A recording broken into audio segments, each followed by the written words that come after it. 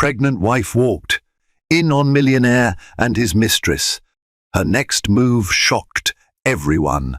A single knock on the mansion's ornate door shattered the comfortable silence that had settled over the expansive foyer.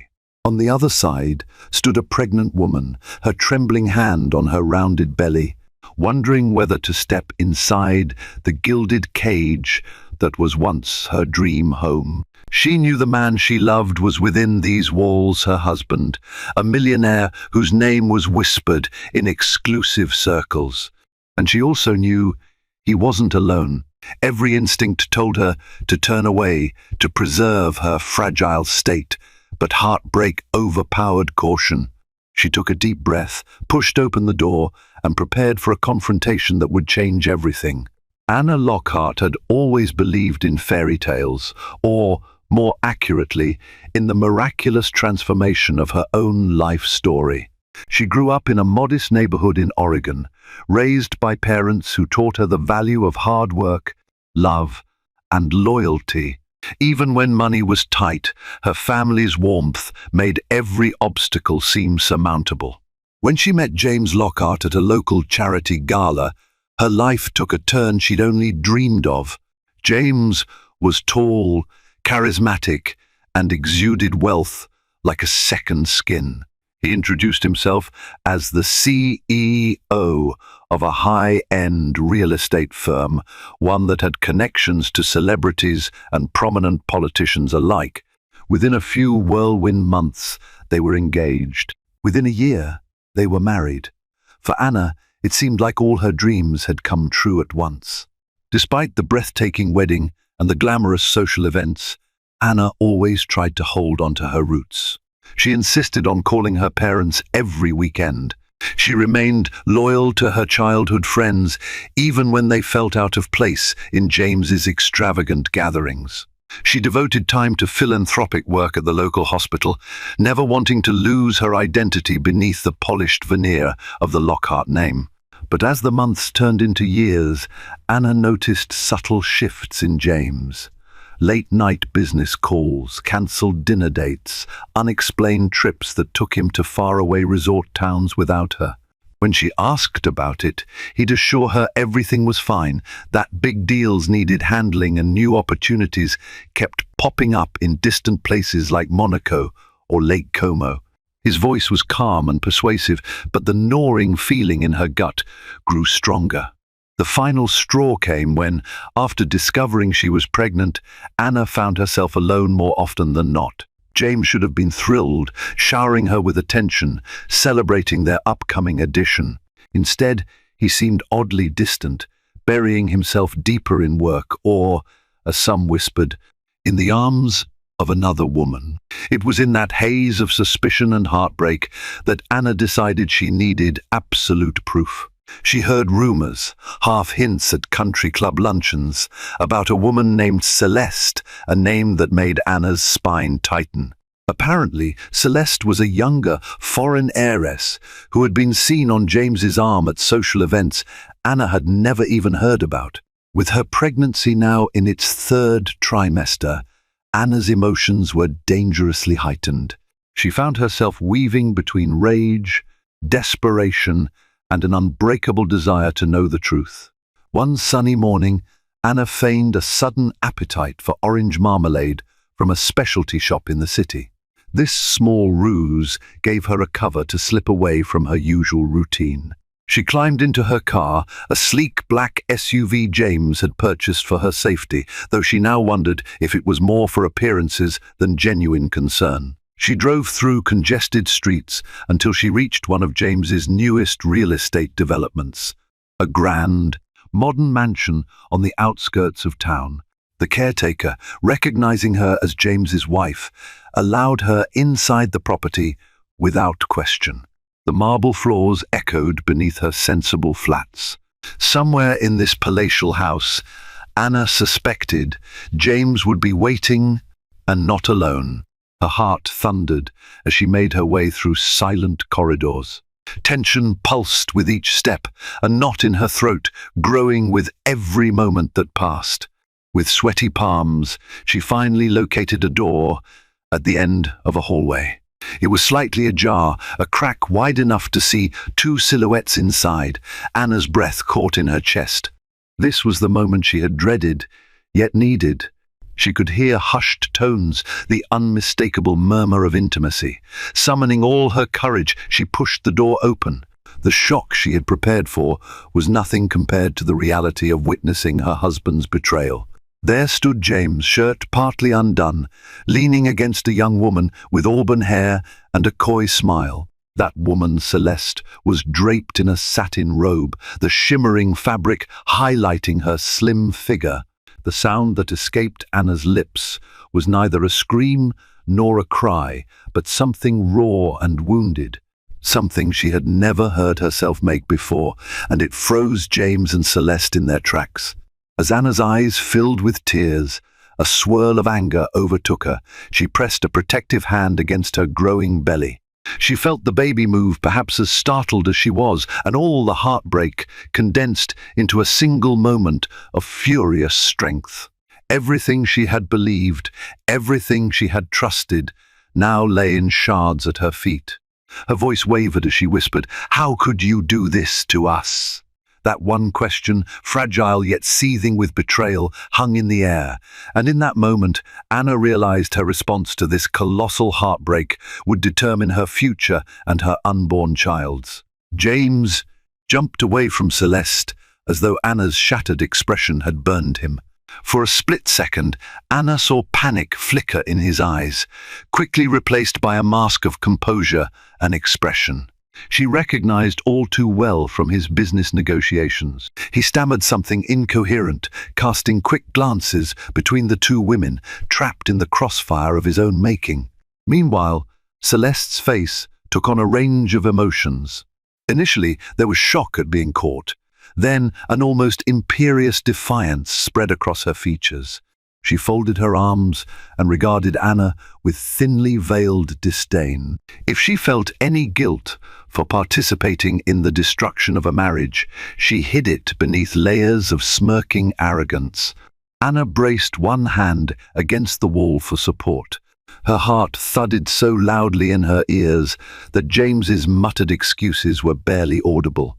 She focused on breathing, on staying upright, on not falling to pieces before this woman who had inserted herself into Anna's life. "I'm sorry," James managed, though the words trembled with insincerity. "It's not what it looks like." Anna almost laughed out loud at the cliché. She shot him a look that spoke volumes. Then, ignoring James for a moment, she fixed her gaze on Celeste. Anna expected guilt, maybe shame. Instead, she saw a smug flicker in the younger woman's eyes. Celeste raised a brow and tilted her head. This was the look of someone who felt she'd already won. Seething with betrayal and fueled by heartbreak, Anna found an unexpected reservoir of self-control. She refused to give Celeste the satisfaction of seeing her crumble. Instead, she raised her chin and said quietly, "Get out." The mistress opened her mouth, perhaps to protest or mock Anna further. But something in Anna's voice, a quiet, lethal resolve, made Celeste hesitate. After a tense pause, Celeste grabbed her belongings, shooting James a look that screamed betrayal. He didn't dare meet her eyes. She left the room with a dramatic flourish, and the echo of her footsteps soon faded down the hallway. Alone with James, Anna tried to tame the wild swirl of emotions inside her. She recalled how gentle and kind he had been when they first fell in love, how carefully he'd placed a diamond ring on her finger, promising her the world. The man standing before her was still physically the same James, strong jaw, immaculate suit, confident stance. But Anna now saw something different behind that poised exterior, a fearful and insecure man scrambling to maintain his kingdom of illusions. She waited for him to speak, to confess, to show even a shred of genuine remorse.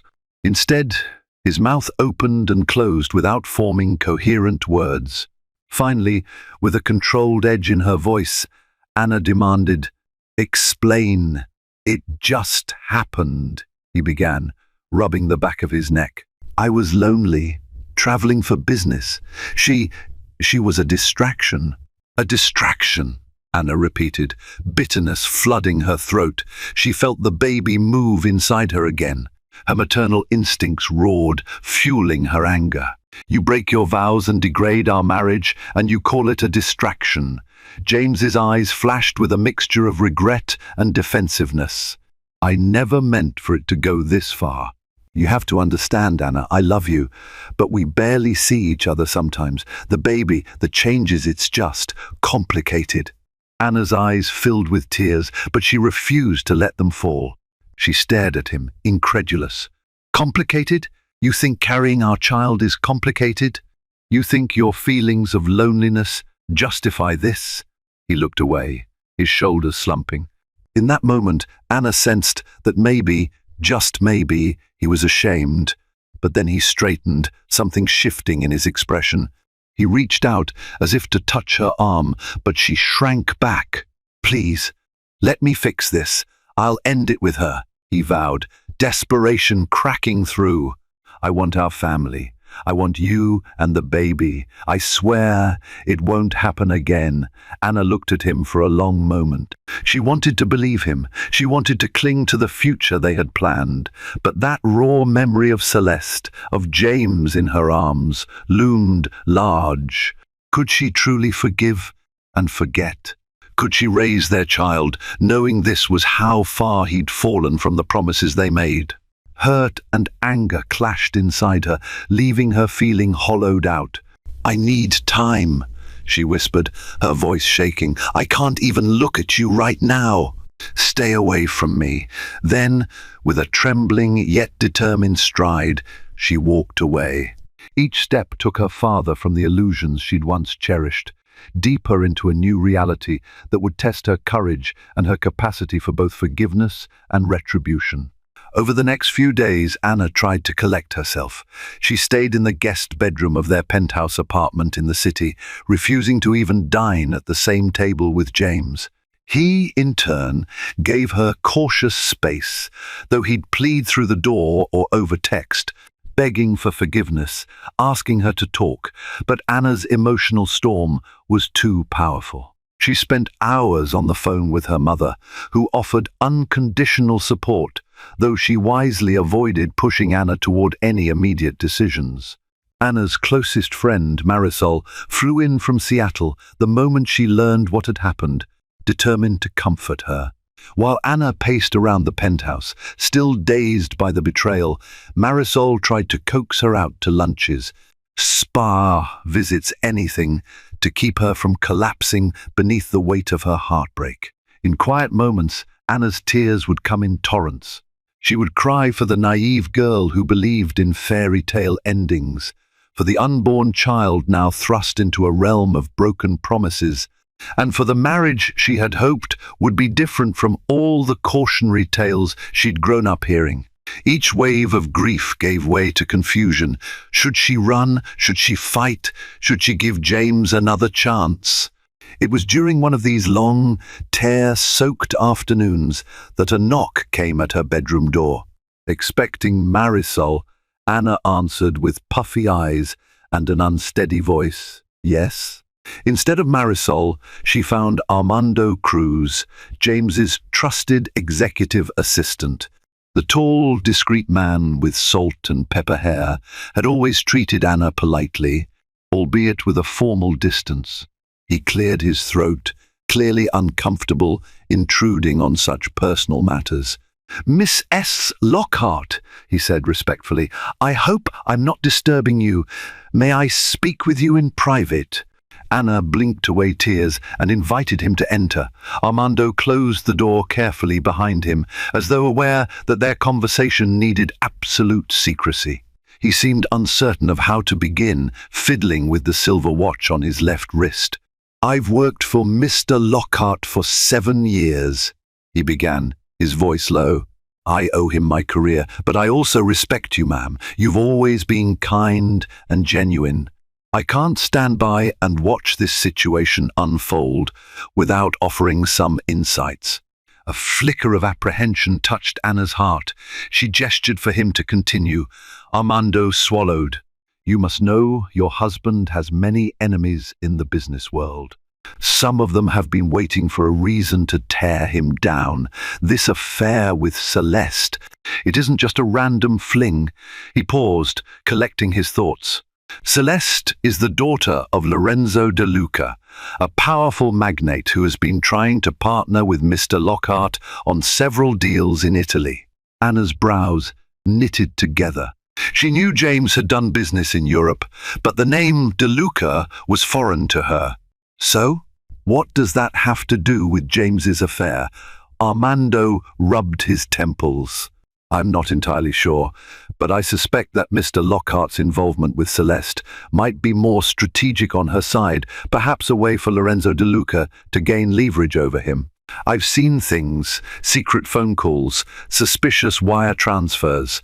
Mr. Lockhart confided in me once that De Luca was extremely insistent they form a partnership. When Mr. Lockhart refused to meet certain terms, Celeste suddenly appeared in his life. It might not have been mere coincidence. A chill ran through Anna. Was it possible James had become ensnared in a scheme bigger than just infidelity? Was Celeste an accomplice to her father's plans? Armando continued. I don't condone what Mr. Lockhart has done, but I think he's in serious trouble. He owes a substantial investment to an associate of De Luca's. If Mr. Lockhart doesn't comply, De Luca might ruin him, ruin you both.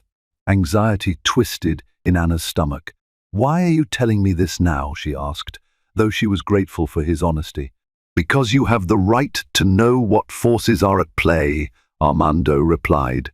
Because I believe you might be the only one who can convince him to come clean, to handle it before it spirals even further. And because, well, I respect you more than I fear them. He turned to leave, but paused with his hand on the doorknob. If I can help you, Mrs. Lockhart, just let me know.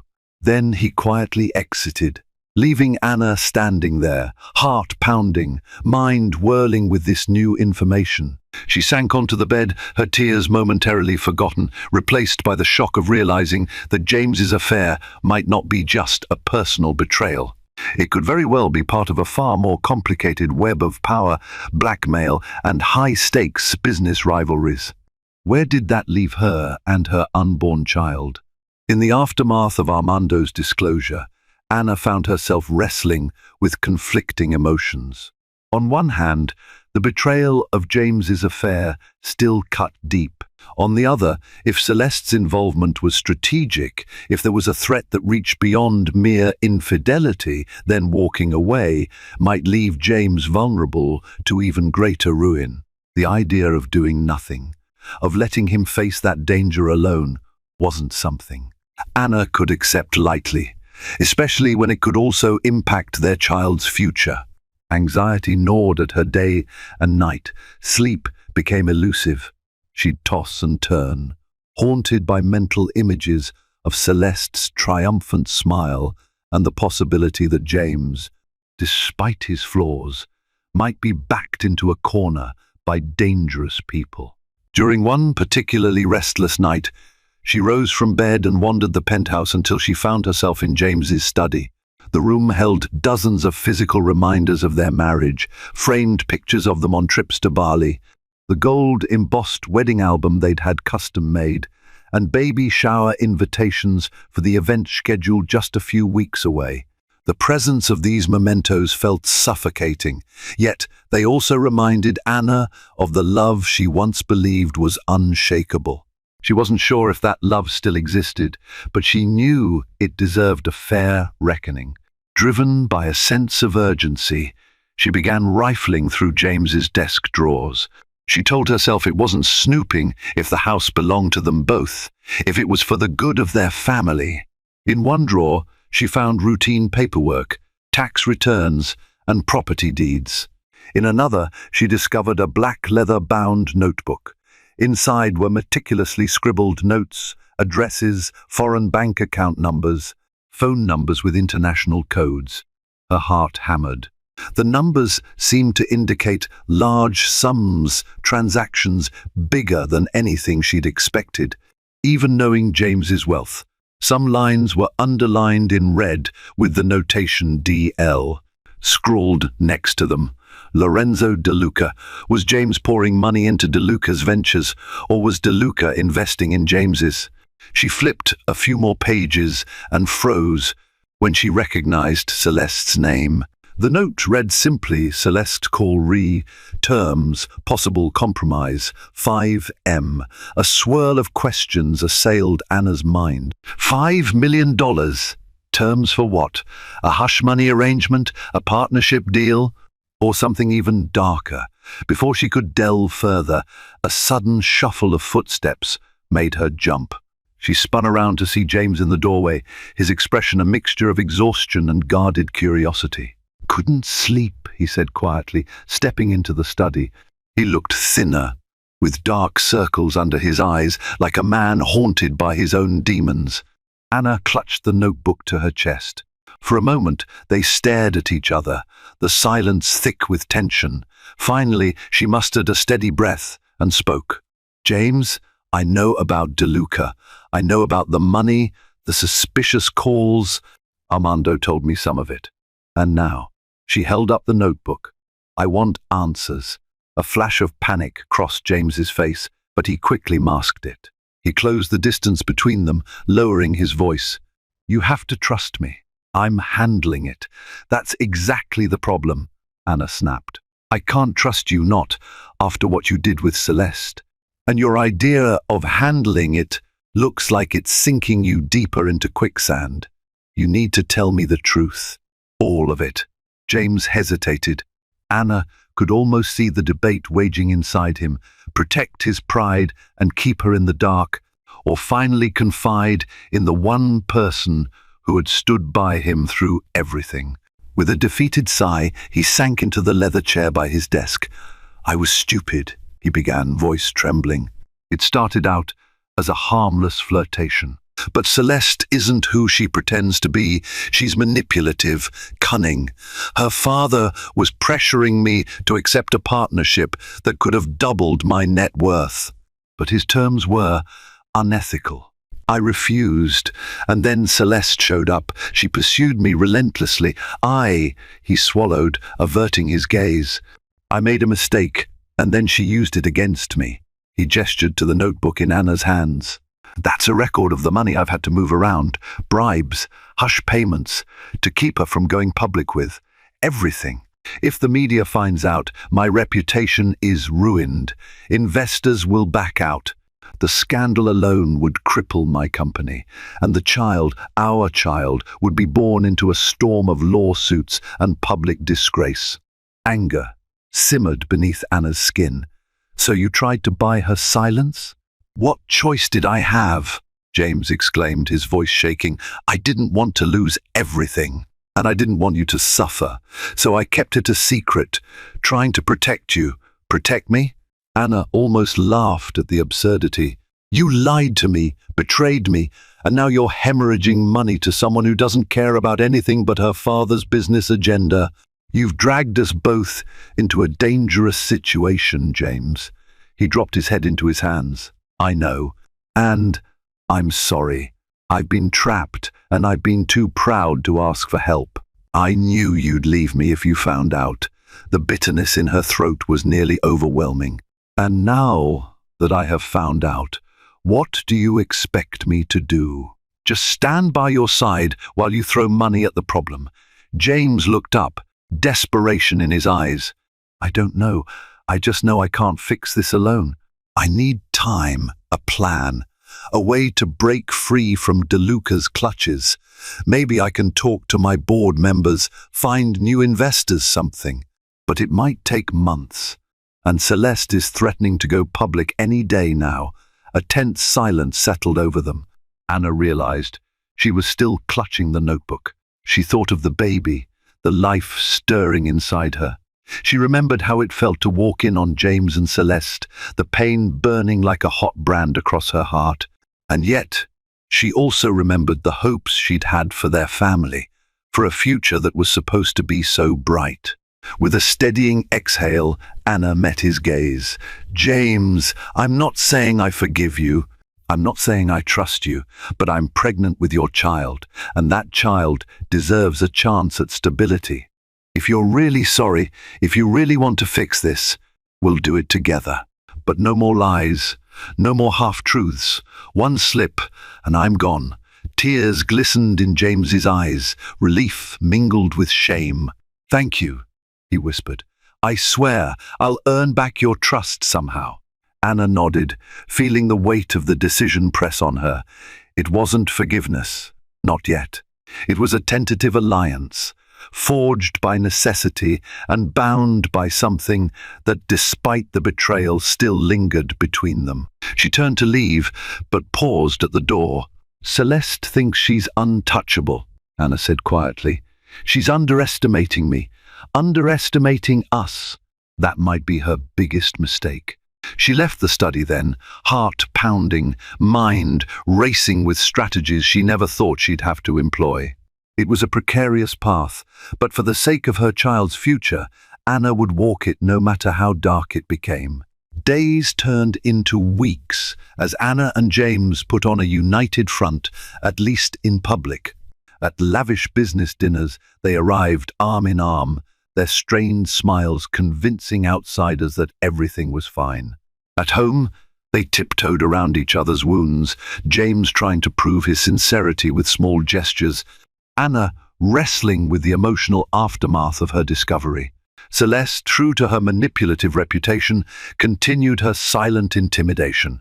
Whispers circulated at high-end gatherings, rumors that something explosive was brewing. Meanwhile, Anna busied herself with meticulously going through James's financial records, looking for a crack in Celeste's armor. Her pregnancy advanced, and with each passing day, her determination grew stronger. She was fiercely protective now, not just of her broken heart, but of the life she carried. One afternoon, while James was in a board meeting, Anna received an unexpected phone call.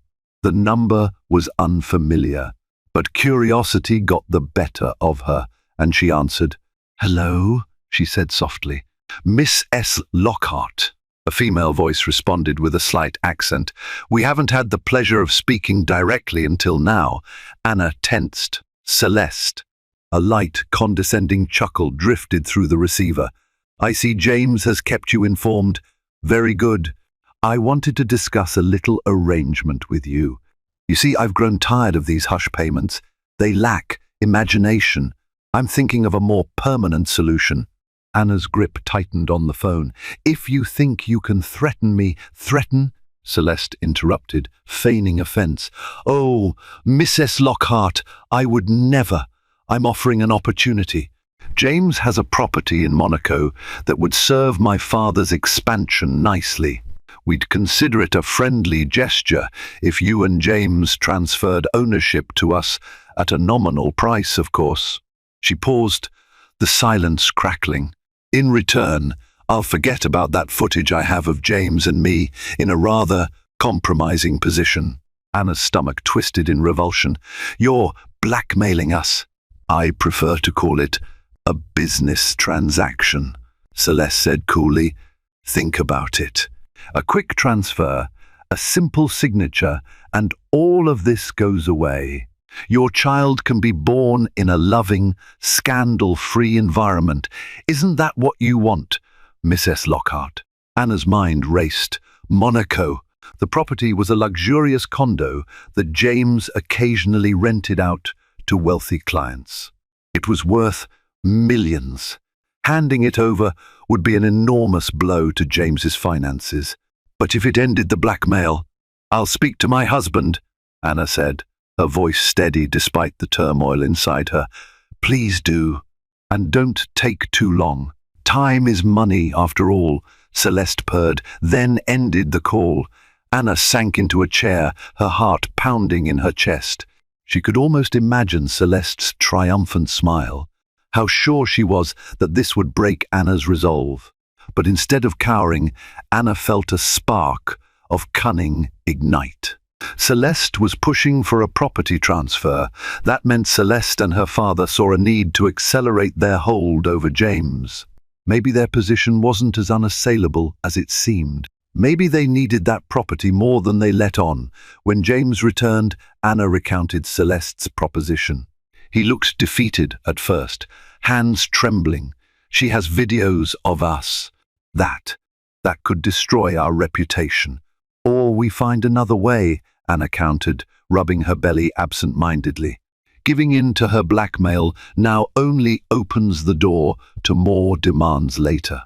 "I think we need leverage, something that can keep her and DeLuca at bay," James grimaced. "I've tried. I have investigators digging into their background, but they're so well connected. It's nearly impossible." Anna reached for his hand, surprising both of them. "Let me help. I have an idea." That night, Anna contacted her friend Marisol, who had a knack for gathering intel. Marisol, an investigative journalist by trade, had built a reputation on unearthing secrets the powerful preferred to keep hidden. If anyone could find a chink in DeLuca's armor, it was her. Over an encrypted messaging app, Anna explained the situation. Marisol didn't hesitate. She promised to discreetly investigate Celeste's family, focusing on their finances and any legal trouble they might have swept under the rug. In the meantime, Anna and James pretended to consider Celeste's demand. They even arranged a lavish dinner at a 5-star restaurant with Celeste under the guise of negotiation. The tension was palpable that evening. Anna wore her most confident expression, determined not to let Celeste see any vulnerability. Celeste, exuding smugness, sipped champagne, ignoring Anna's pregnancy entirely. James tried to maintain decorum. He proposed that they discuss the transfer terms in detail, playing along just enough to buy time. Celeste seemed pleased, though she kept glancing at Anna as if searching for a crack in the armor.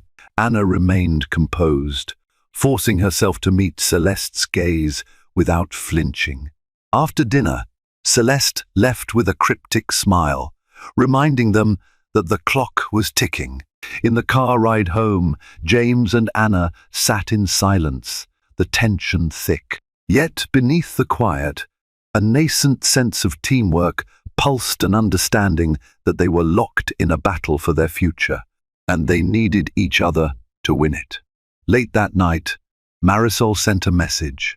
She had discovered something interesting, a Swiss bank account tied to Lorenzo DeLuca with suspicious transactions that looked like funds diverted from questionable sources. A scandal of that nature could topple DeLuca's empire if exposed. It was exactly the kind of leverage Anna had hoped for. "We have a lead," Anna whispered to James, showing him Marisol's message. "If we use this right, we might corner Celeste into backing off. She and her father wouldn't risk a full-scale investigation into their finances." James's eyes lit up with a mix of hope and apprehension. But how do we expose it without implicating ourselves or turning DeLuca into a vengeful enemy? Anna swallowed hard. "We won't do it ourselves. We leak the information to an independent source, maybe an investigative news outlet. We make sure Celeste knows we have proof and can give it to them at any time. As long as we hold that power, she can't force us into anything." James rubbed his temples. "This is so far beyond anything I ever wanted." Anna placed a hand on his shoulder. "Infidelity, blackmail, corporate espionage, none of this is what I wanted either. But we have to end it, James, for our child's sake." He nodded, defeat etched into the lines of his face. "Let's do it." With that fragile alliance sealed, they embarked on a perilous game of cat and mouse, one that would demand every ounce of courage and cunning Anna possessed. If they miscalculated, Celeste and DeLuca would strike mercilessly, and the fallout could ruin them both. But if they succeeded, Anna might reclaim not just her future, but her dignity.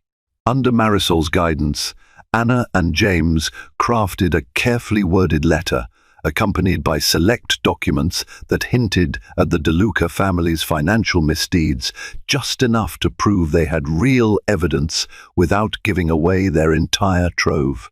They arranged for an anonymous courier to deliver the letter directly to Celeste's private residence late one evening. The night of the courier's dispatch, Anna sat by the window in the penthouse, watching the city lights flicker below. She could hardly believe the precarious situation she found herself in, coordinating a covert operation to confront her husband's mistress with evidence of high-profile corruption.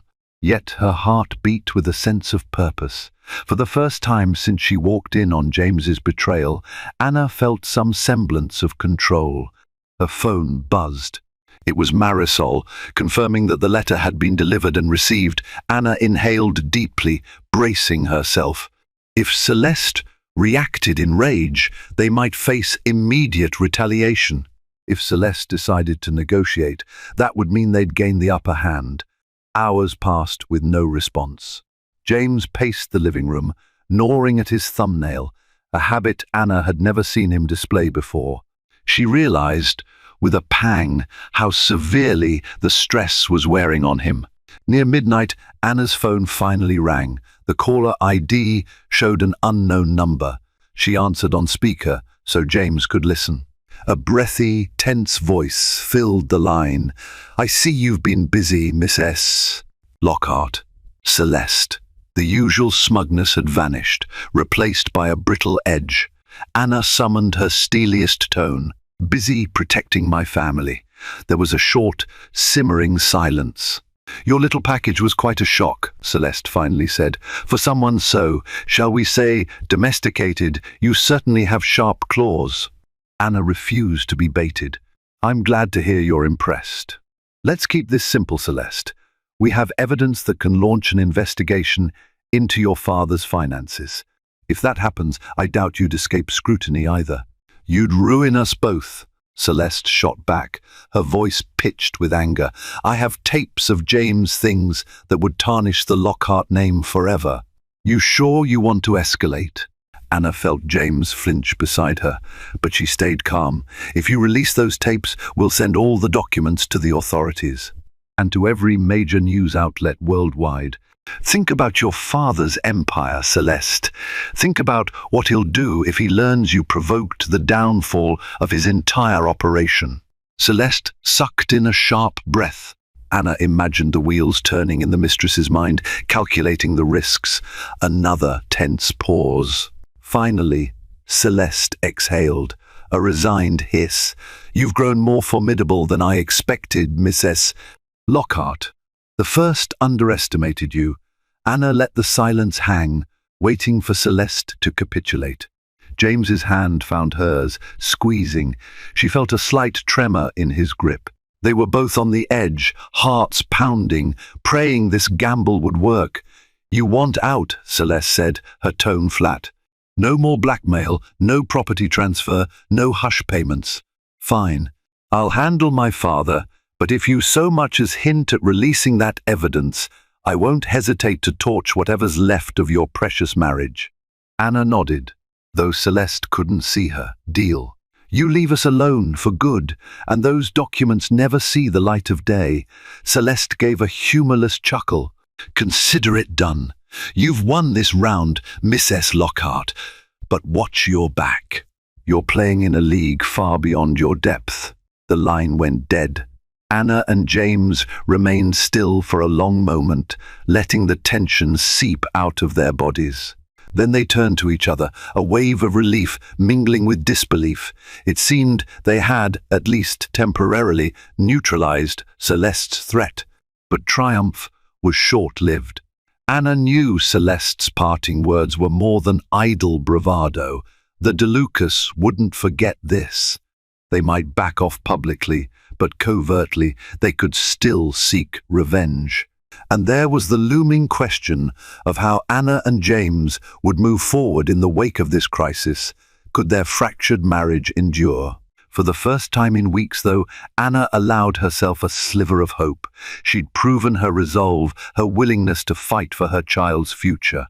And James had stood by her side, choosing family over his own pride. That was enough for tonight. In the days that followed, the tension that had weighed so heavily on the Lockhart household began to ease.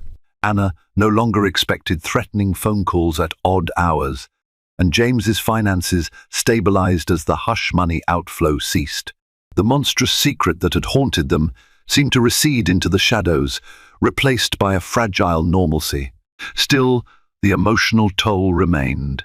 Anna found herself struggling with her conflicting feelings: anger toward James for his betrayal, empathy for his desperation, and a cautiously reborn respect for the man who had fought beside her when push came to shove.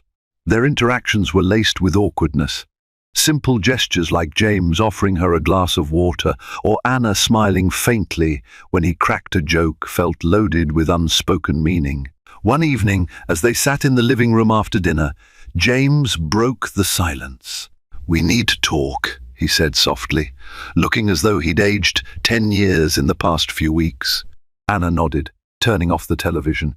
She shifted on the couch to face him, her pregnant belly prominent between them. A spark of pain crossed James's face as he noticed how far along she was, how many moments of this pregnancy he had lost to his affair, and the subsequent turmoil. "I have to ask," Anna began, "now that the crisis with Celeste is under control, what do you want from me, James?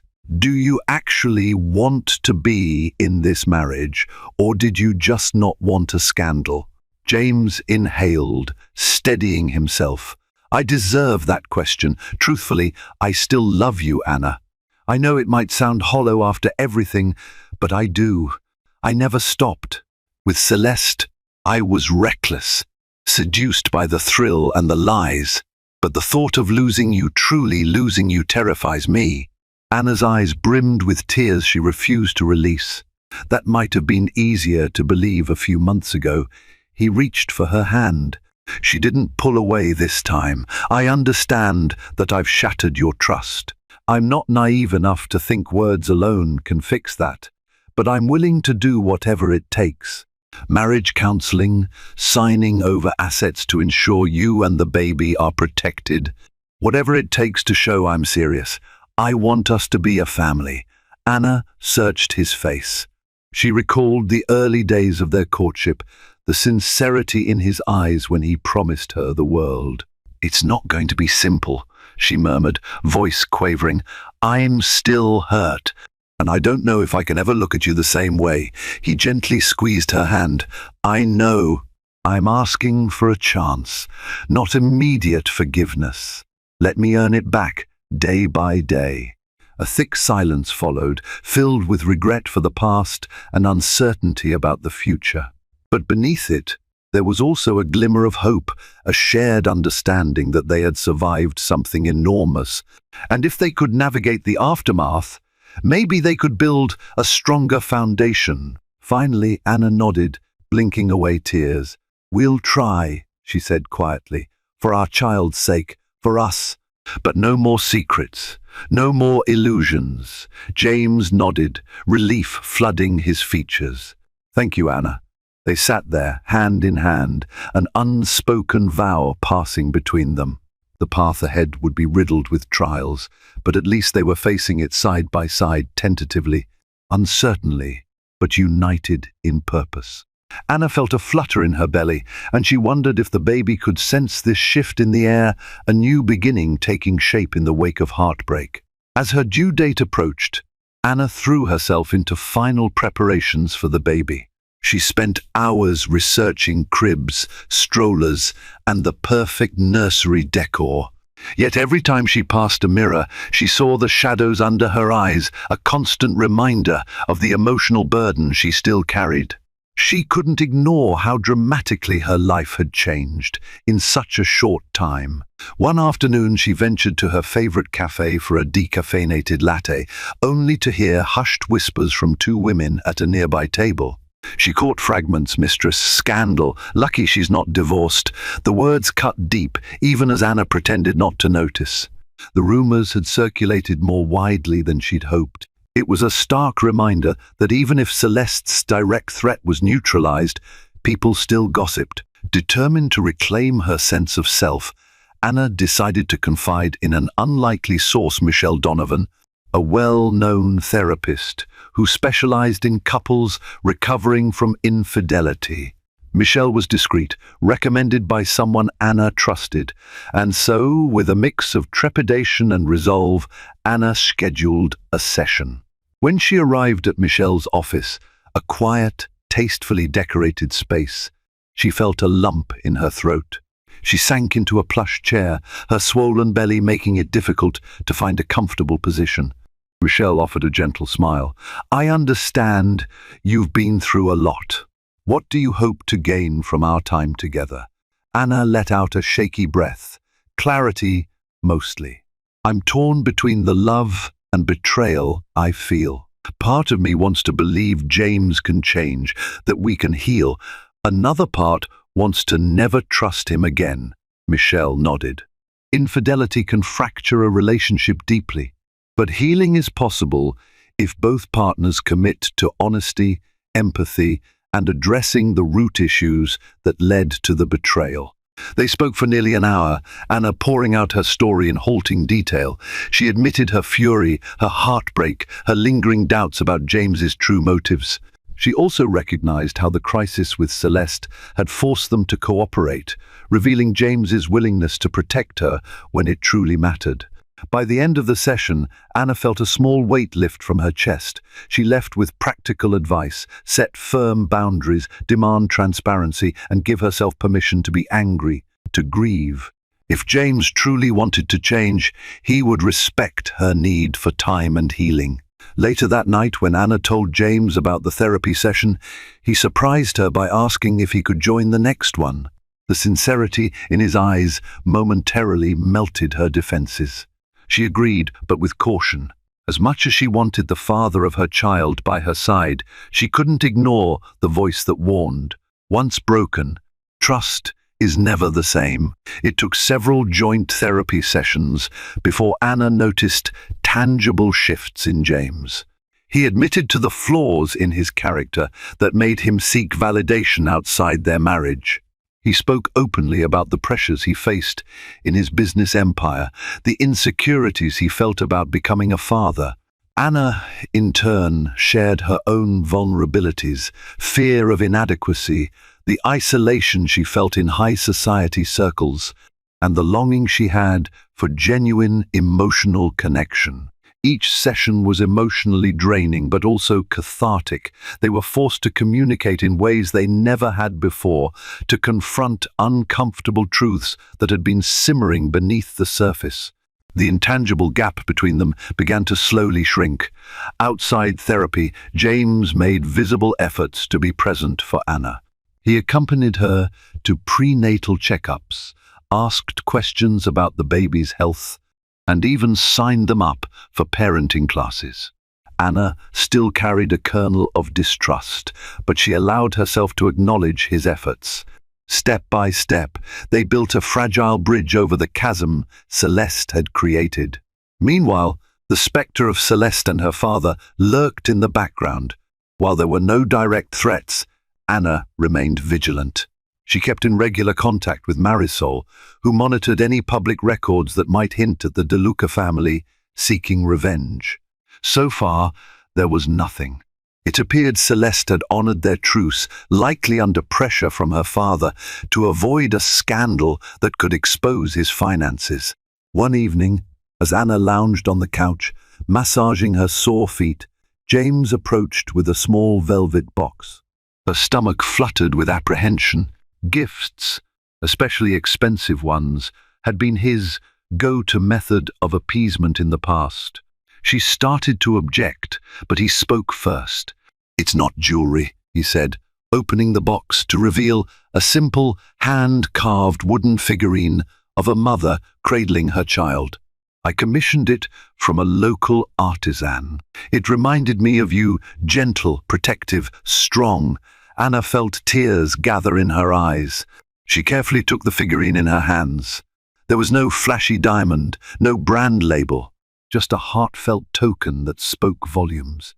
"Thank you," she whispered, touched by his thoughtfulness. James settled beside her. I'm trying, Anna. I know it'll take more than gestures like this to rebuild what I broke, but I want you to know I see you. I see the strength and love you give every day. She looked at him then, recalling all the highs and lows of their relationship. The betrayal still stung, yet in moments like this, she glimpsed the man she once fell for, the man she hoped he could be again. She reached out, gently squeezing his hand. I see you too, she said, her voice tinged with cautious warmth. I just need time. His fingers intertwined with hers. I'll give you all the time you need. And for the first time in what felt like ages, Anna allowed herself a small, genuine smile. The weeks leading up to Anna's due date were a whirlwind of final doctor visits, nursery preparations, and a renewed closeness between Anna and James. They attended their last therapy session before the baby's arrival, and Michelle gave them a parting reminder: healing is a journey, not a destination. Keep communicating, keep being vulnerable. Respect each other's pain. On a warm evening in late spring, Anna felt the first pangs of labor. Fear and excitement clashed within her. James hurried her to the hospital, his voice trembling with concern as he reassured her everything would be okay. During labor, he stayed by her side, his hand never leaving hers. There were moments when the pain threatened to overwhelm her, and she clung to his presence like a lifeline. Finally, after hours of tense anticipation, the cries of a newborn baby filled the hospital room. A flurry of emotion seized Anna as the nurse placed a tiny, squirming infant in her arms. In that instant, all the months of betrayal, blackmail, and heartbreak fell away, overshadowed by the miracle of life cradled against her chest. James's eyes shone with tears. He leaned in to kiss Anna's forehead, then peered into the face of his daughter, delicate, perfect, and wholly reliant on them. The magnitude of responsibility and love struck him like a tidal wave. He understood, in that moment, the gravity of nearly losing everything to his own failings. Anna, exhausted but blissful, marveled at the tiny fingers grasping hers. The child, a symbol of hope and new beginnings, had arrived precisely when Anna needed a reminder that life could persevere through even the darkest storms. In the months following their daughter's birth, Anna and James navigated sleepless nights, diaper changes, and the endless learning curve of first-time parenthood. It was a humbling process that stripped away their pretenses. When Anna struggled with midnight feedings, James was there with a blanket and a soft lullaby. When James felt overwhelmed by a business issue, Anna would gently place their sleeping baby in his arms, grounding him in what truly mattered. They continued therapy intermittently, committed to rebuilding trust, step by step. James took a more transparent approach to his business dealings, involving Anna in key decisions, particularly those that could impact their family's future. He severed ties with shady investors and focused on ethical, sustainable growth. The Lockhart name, once poised on the edge of scandal, began to recover as well. Their crisis with Celeste faded into hushed gossip, overshadowed by positive stories about charitable contributions and new philanthropic efforts championed by Anna. As for Celeste, no more threats emerged. Through their network, Anna heard that Celeste had retreated to Europe, possibly under pressure from her father to lay low. The DeLuca empire showed no public signs of collapsing, but rumor had it they were taking steps to clean up their finances. Whether from fear of exposure or genuine change, it didn't matter to Anna. She had no intention of using the evidence unless pushed. Peace, however tentative, was enough. Anna and James found a delicate rhythm in their relationship. Laughter returned in small doses, accompanied by shared responsibilities that strengthened their bond in ways lavish dinners never could. There were no illusions about perfection. Painful memories still lingered, and trust required constant nurturing. But every time Anna saw James tenderly holding their daughter, she remembered why she had chosen to fight for this family. On their daughter's first birthday, they held a small celebration at home. Close friends and family gathered, including Anna's parents, who beamed at the miracle of their granddaughter. Marisol made a surprise visit, bringing a handmade scrapbook documenting the baby's first year. Armando, James's assistant, stopped by with a thoughtful gift, a silver rattle engraved with the baby's initials. His loyalty had remained steadfast, and Anna secretly hoped James would reward him with a well-earned promotion one day. As the adults chatted and the baby explored her pile of new toys, Anna caught James's eye across the room. He offered her a tentative, genuine smile. In that moment, the walls between them seemed to melt away. She smiled back, cradling their daughter in her arms. The hush of contentment settled over her, like the soft warmth of a summer dusk. Life, they discovered, doesn't revert to what it was before betrayal. But it can become something else, something forged from pain, tempered by resilience, and guided by hope.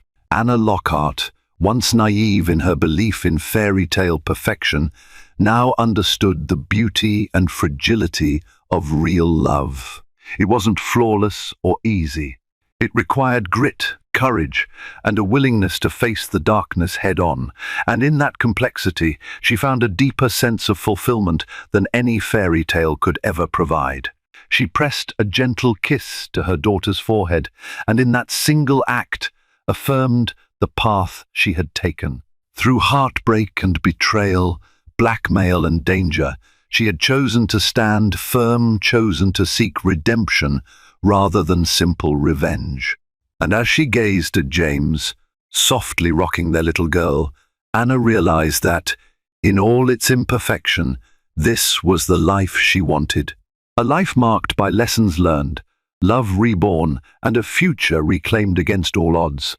This story reminds us that sometimes the very thing meant to shatter us becomes the catalyst for growth. A pregnant wife, blindsided by infidelity, found an inner strength she never knew she possessed, standing up not only to her unfaithful husband but to powerful adversaries who tried to exploit her vulnerability. In facing betrayal, she discovered a new depth of resolve that transformed her tragedy into a defining moment for her entire family. If you enjoyed journeying with Anna as she fought for love, confronted deception, and reclaimed her future, don't forget to show your support. Hit that like button, share this video with someone who might be inspired by her resilience, and subscribe to our channel for more real-life drama stories. Your engagement helps us continue bringing you compelling tales of courage, heartbreak, and hope. Together, let's keep exploring life's most dramatic turning points. The anonymous email landed in my inbox at 2:17 a.m. The subject line was just 2 words, St. Jude's. Inside there was no text, only a link. A link to a video that would detonate my life. It was raw, grainy security footage from the maternity ward of the very hospital where my husband Michael had supposedly mourned the loss of our stillborn son just 3 weeks earlier. But the video didn't show a grieving father. It showed a man I barely recognized, his face etched, not with sorrow, but with a chilling, frantic energy. And the woman he was, with her hand clutching his. That woman wasn't me. They say the truth sets you free. But as I watched that footage, all I felt was the cold, hard reality of a lie so monstrous it would unravel not just a marriage, but the very fabric of who I thought we were. My world, the one I had so meticulously curated, was painted in shades of beige and pottery barn. It was a world of scented candles, Sunday brunches, and the soft cashmere-wrapped dream of impending motherhood.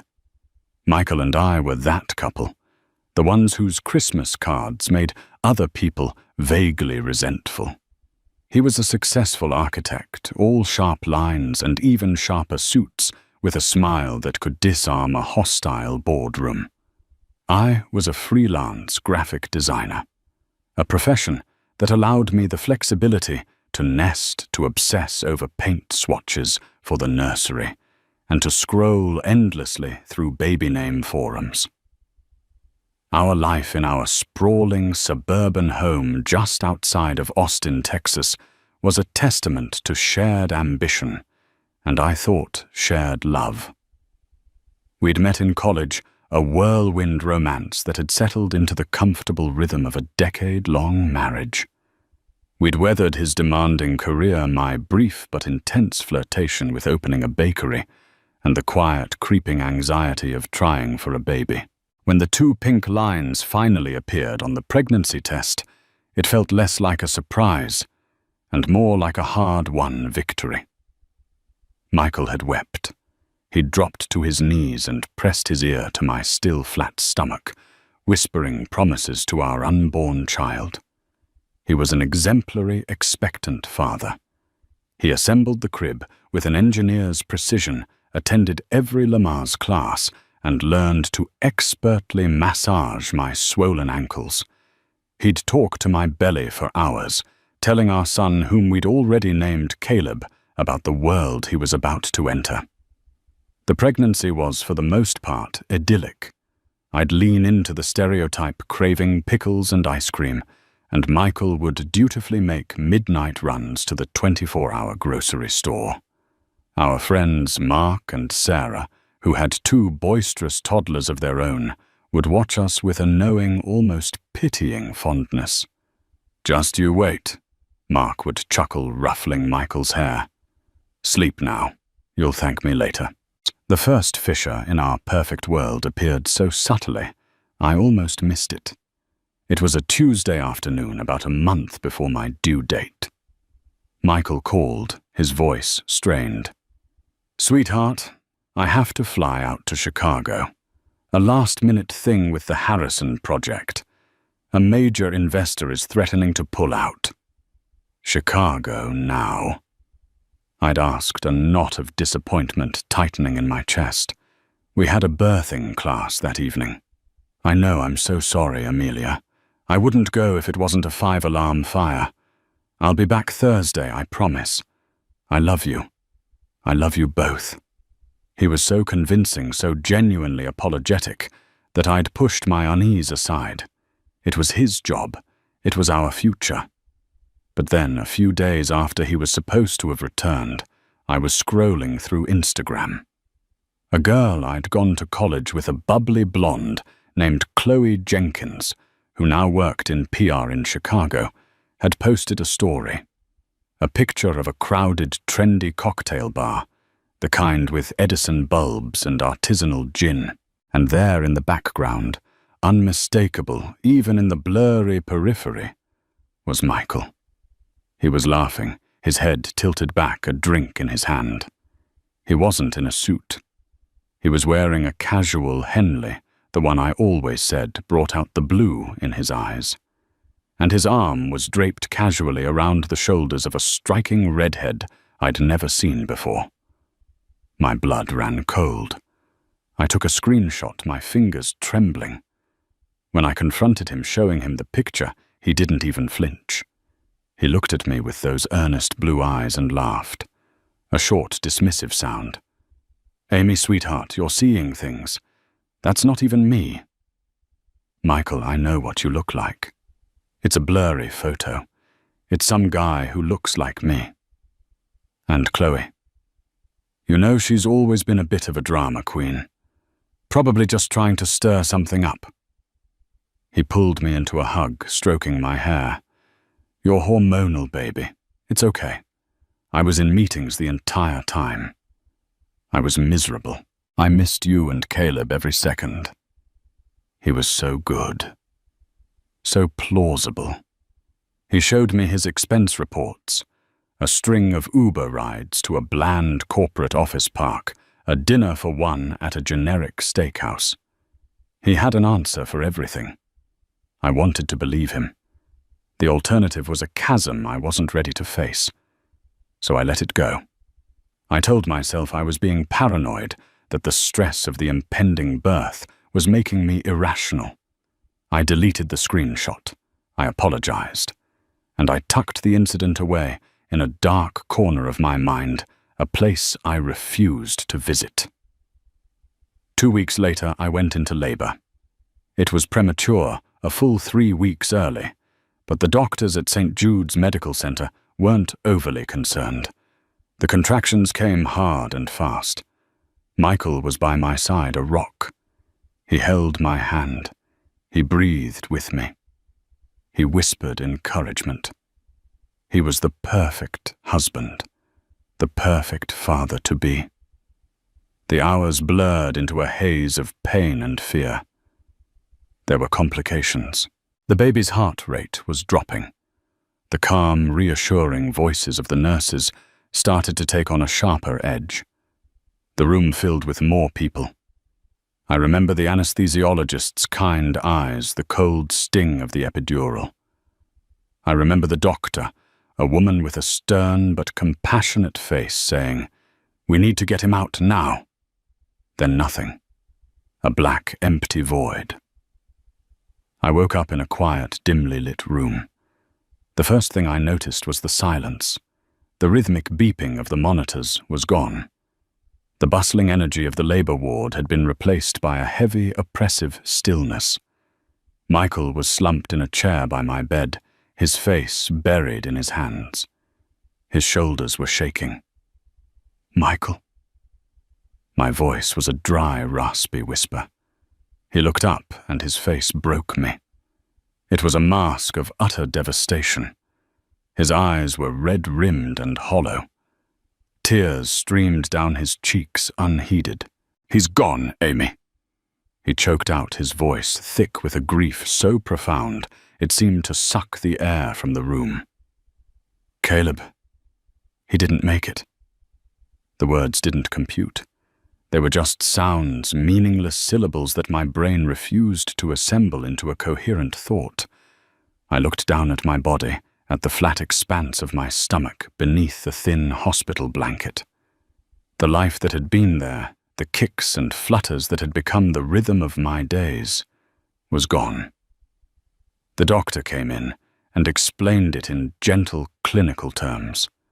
Placental abruption, a rare catastrophic event. There was nothing anyone could have done. It was no one's fault. They were so sorry for my loss. The days that followed were a blur of unimaginable pain. I was a ghost, haunting the corridors of my own life. The nursery, once a room of joyful anticipation, became a mausoleum. Every tiny onesie, every perfectly folded blanket was a dagger to my heart. Michael was my shadow, my keeper. He handled everything. The hospital paperwork, the funeral arrangements, a small private service that I was too sedated to fully comprehend. He fielded the calls from concerned friends and family. He held me when I woke up screaming in the night. He seemed to be drowning in his own sea of grief. He lost weight. Dark circles appeared under his eyes. He'd sit for hours in the rocking chair in the nursery, just staring at the empty crib. He was the very picture of a bereaved father, and I clung to him. His grief was the only thing that validated my own. We were in this together, two shipwrecked survivors on a desolate shore. Our shared loss was the fragile raft that kept us afloat. I needed his pain to be as real as mine. It was the only thing that made sense in a world that had suddenly cruelly stopped making sense. The lie was perfect.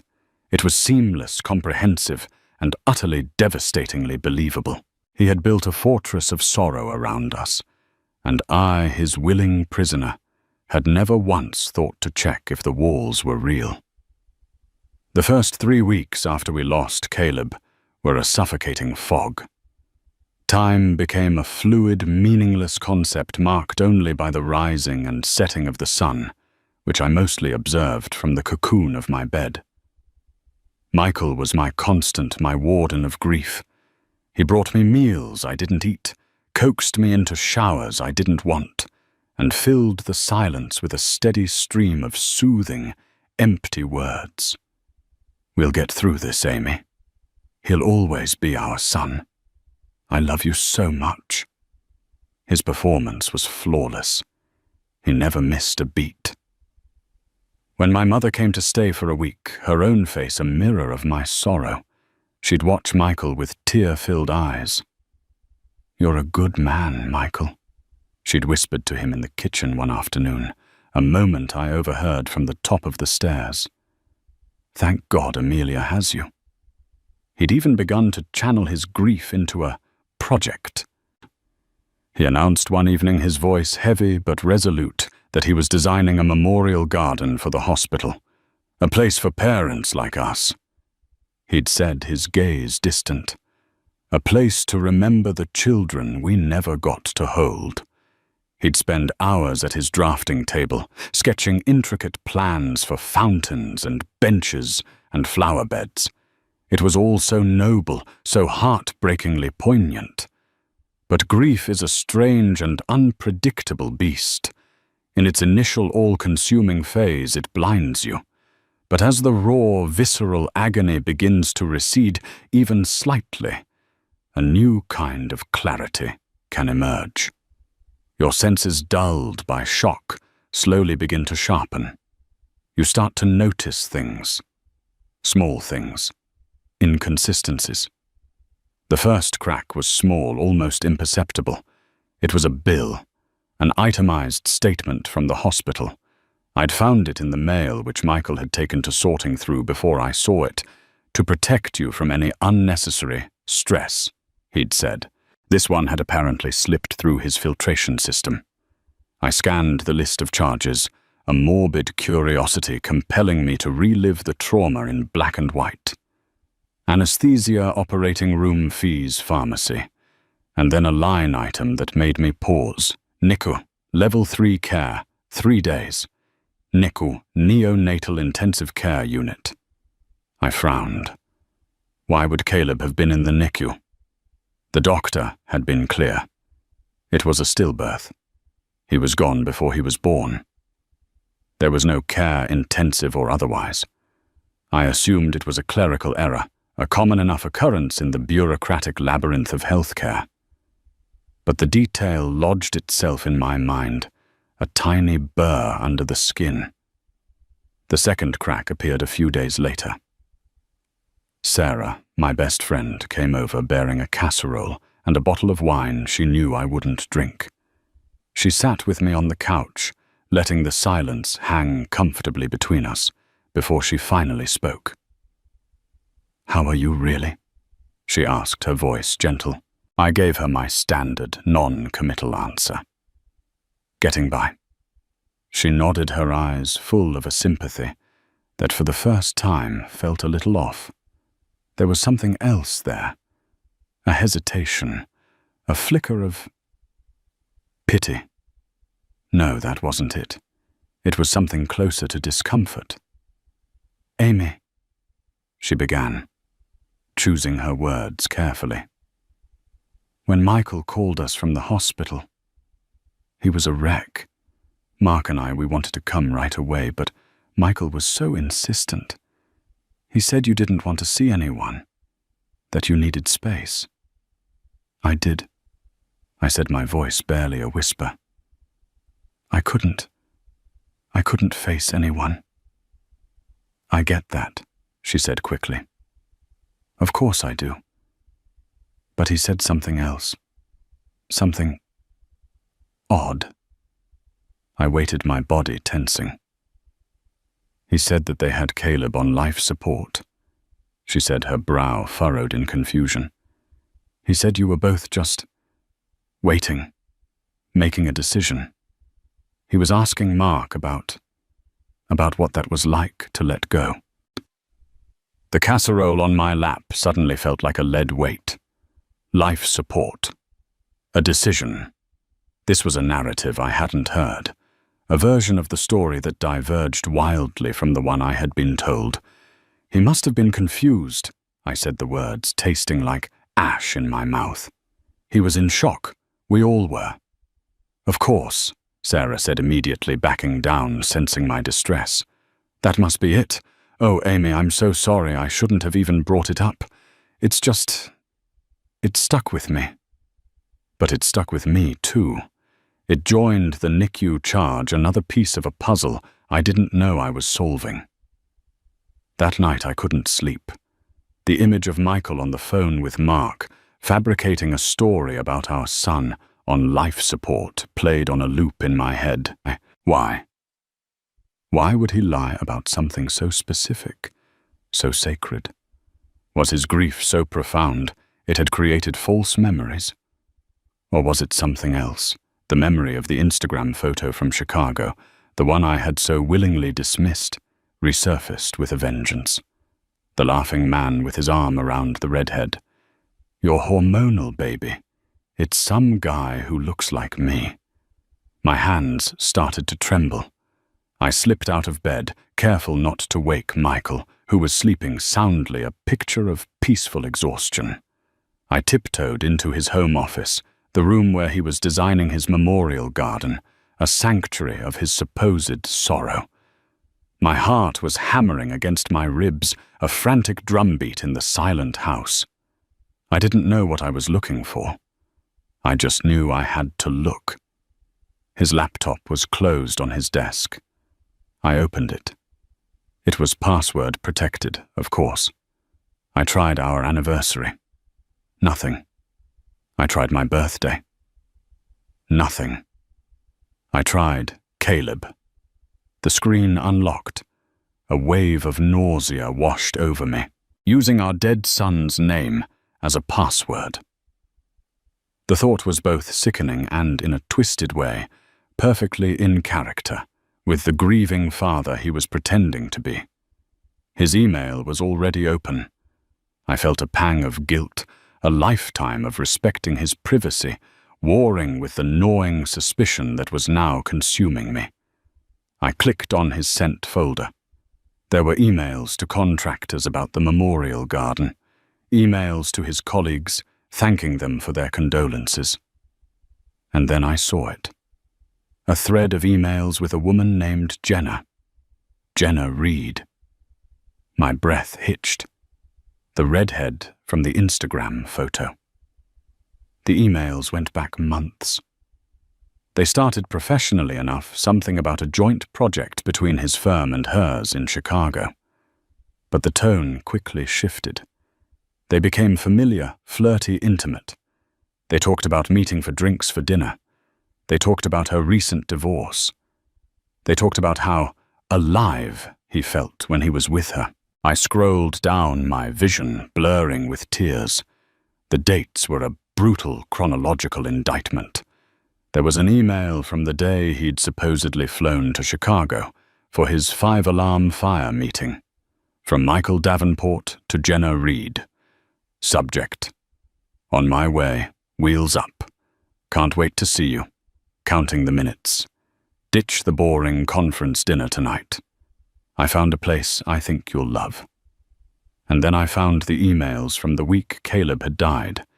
He'd been emailing her from the hospital, while I was in labor, while I was in surgery, while I was lying in a drugged haze, believing he was by my side, drowning in grief. From Michael Davenport to Jenna Reed. Subject: it's happening. Amelia's in labor. It's early. This is it. Talk soon. Then a few hours later. From Michael Davenport to Jenna Reed. Subject: it's happening. It's a nightmare here. Complications. Don't know what's going on. I'll call you when I can.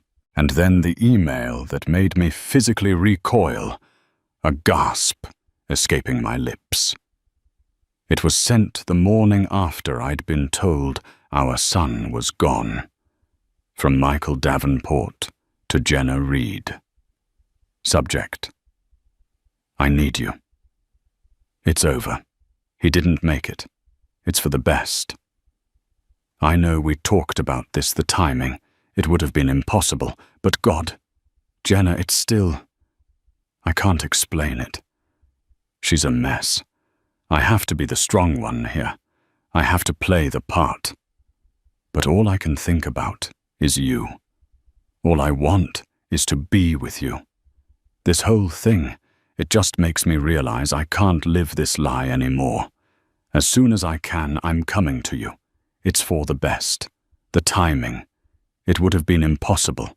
I have to play the part. The words swam before my eyes. The fortress he had built crumbled around me, and I saw the lie for what it was. It wasn't about shared grief. It was about an affair. It was about an exit strategy. The death of our son wasn't a tragedy he was enduring with me. It was a complication he was managing. A messy, loose end he needed to tie up so he could move on to his new life, his new woman. The NICU charge. The story about life support to Sarah and Mark. It all clicked into place with sickening clarity. These weren't the ramblings of a grief-stricken mind. They were lies. Scaffolding to support a bigger, more monstrous lie. He needed a story that was dramatic, that required his constant attention, that isolated me, and made him the heroic, grieving husband. A story that bought him time. My grief, which had been a raw, open wound, was suddenly eclipsed by a rage so white-hot, it was almost dizzying. The man sleeping in my bed, the man whose tears I had wiped away, the man whose hand I had clung to, as if it were a lifeline, was a stranger, a monster. I closed the laptop, my movements stiff and robotic. I walked out of the office and back into our bedroom. I stood by the bed, looking down at his sleeping face. He looked so peaceful, so innocent, and I felt a chilling, terrifying calm settle over me. The fog had lifted, and in its place was a cold, hard certainty. I didn't know what the full truth was, but I was going to find out. And I was going to burn his world to the ground. It was in this state of cold fury in the dead of night, fueled by betrayal and a desperate need for irrefutable proof, that I did something I never would have imagined myself capable of. I thought about the hospital, St. Jude's, a place of immense pain, but also a place with answers. I thought about the inconsistencies, the lies. And I thought about the one thing that doesn't lie. Cameras. I sent an anonymous email to a local investigative journalist, a woman named Isabella Rossi, whose work I'd followed, known for her tenacity in uncovering institutional malfeasance. And then I sent another one from a different burner account to a victims' rights group that specialized in medical negligence. I didn't know what would come of it, but I had planted a seed. I had lit a match. Now all I could do was wait for the explosion. It came a week later in the form of that 2:17 a.m. email. The one with the subject line, St. Jude's. The one with the link that would change everything. I clicked it, and my world went from a nightmare into a living hell. The video player loaded a stark white box against the dark screen of my laptop. There was no sound, just the silent, unblinking eye of a security camera. The timestamp in the corner read 8:14 p.m. on the day Caleb died. The angle was from high in a corner, looking down on a section of a hospital corridor. It was unmistakably St. Jude's. The same pale green walls, the same polished linoleum floors I had stared at in a daze. The sign on the wall was blurry, but I could make out the letters NICU. My heart hammered against my ribs. This is it. A nurse in blue scrubs walked briskly past the camera. A doctor followed a moment later. Then from the left of the frame, Michael appeared. My Michael. He was wearing the same dark grey sweater I'd laid out for him that morning. But the man on the screen was not the devastated husband-to-be I remembered. His posture was rigid, his movements jerky and agitated. He was pacing, running a hand through his hair, his phone pressed to his ear. He looked trapped, cornered.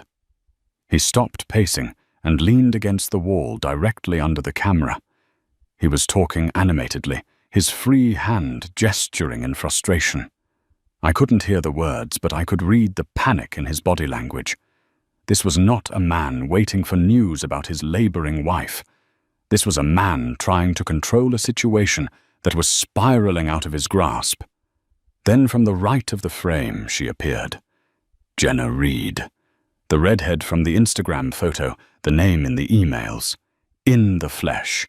She was wearing a chic black coat, looking utterly out of place in the sterile hospital environment. She walked directly to Michael, her face a mixture of concern and impatience. I watched my breath caught in my throat as she reached him.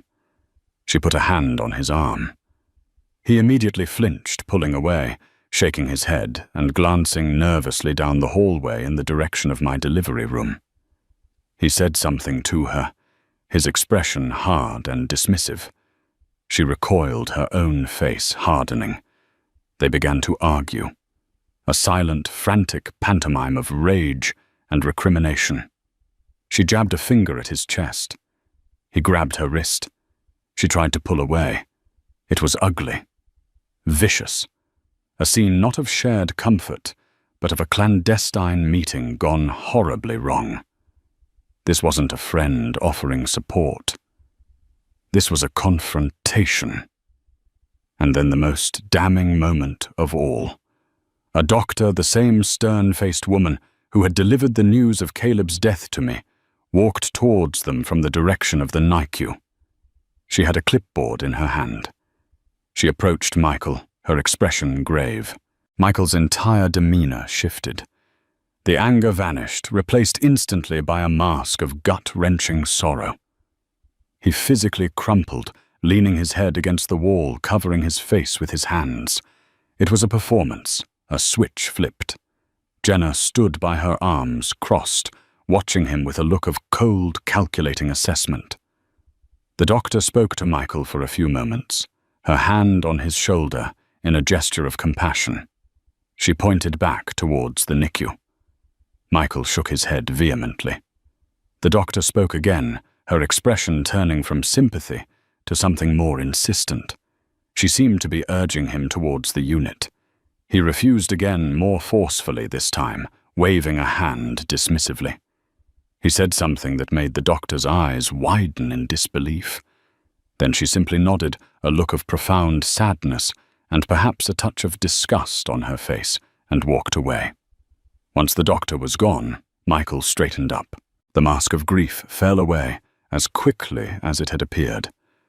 He turned back to Jenna, his face a snarl of pure fury.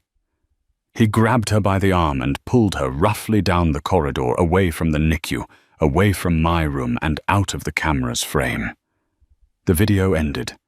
I stared at the blank screen, the silence of the room roaring in my ears.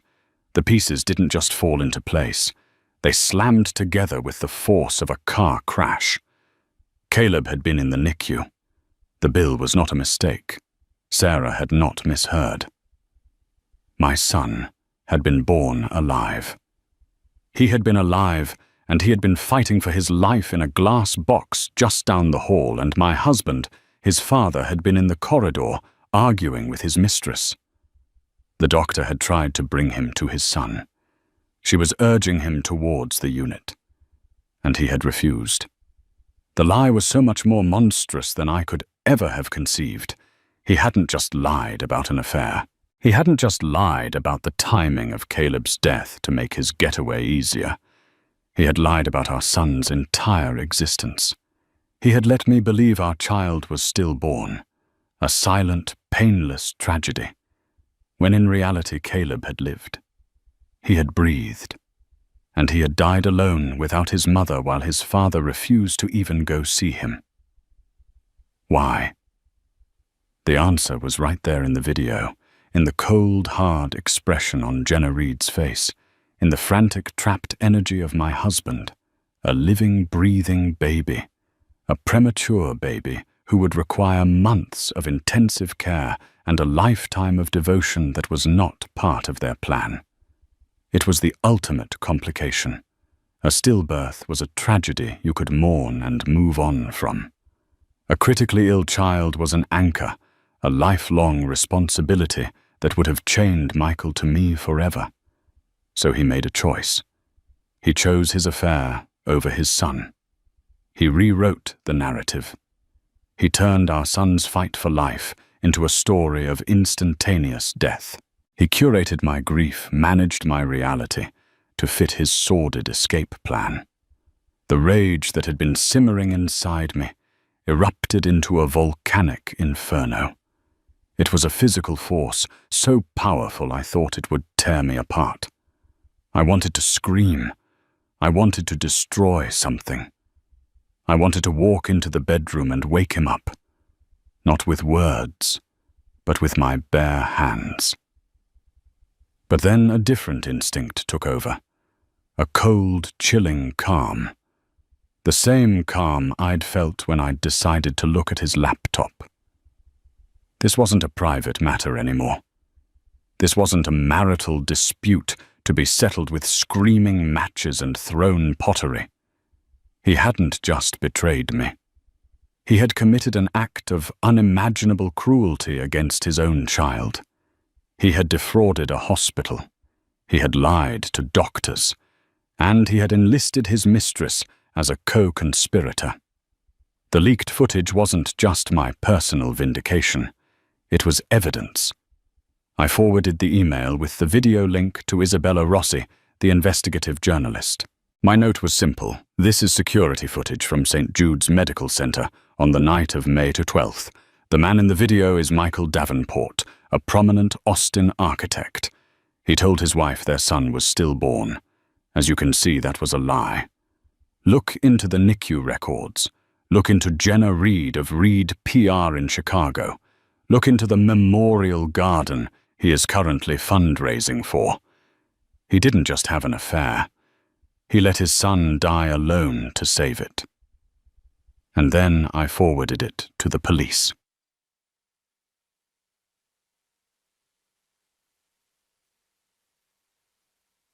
The story broke 2 days later.